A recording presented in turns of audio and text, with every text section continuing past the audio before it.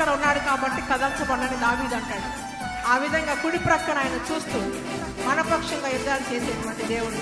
మనకి ఆరోగ్యం, వ్యాధులు మనల్ని పడద్రోసిన, బాధలు మనల్ని కృంగదీసిన, విశ్వాసానికి కర్త, విశ్వాసంతో గద్దెద్దాం. ప్రతి వ్యాధిని, ప్రతి బాధని గద్దెద్దాం.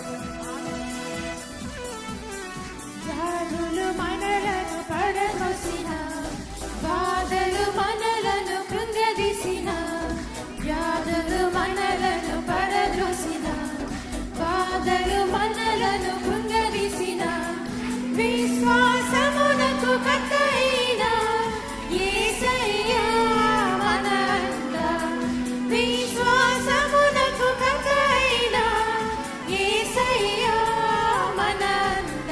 యుద్ధము యెహోవాదే, యుద్ధము యెహోవాదే, యుద్ధము యెహోవాదే, యుద్ధము యెహోవాదే.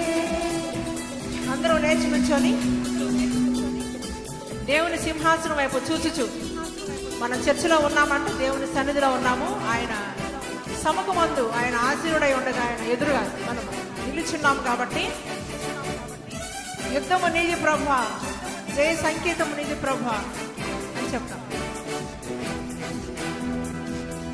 గోగూడలు ముందున్న ఎర్ర సముద్రము ఎదురైన, ఎరికో గోడలు ముందున్న ఎర్ర సముద్రము ఎదురైన, అద్భుత దేవుడు మనకుందా, భయమేలా మనకింకా.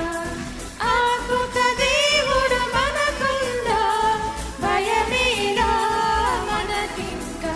యుద్ధము యెహోవాదే, యుద్ధము యెహోవాదే, యుద్ధము యెహోవాదే, యుద్ధము యెహోవాదే.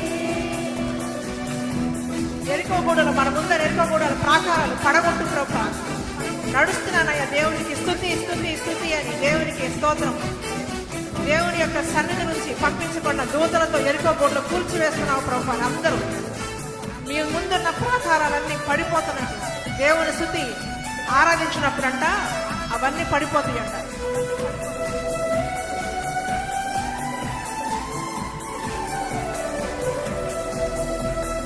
ఎరికో గోడల ముందున్న ఎర్ర సముద్రము ఎదురైన, ఎరికో గోడల ముందున్న ఎర్ర సముద్రము అద్భుత ఎదురైన. దేవుడు మన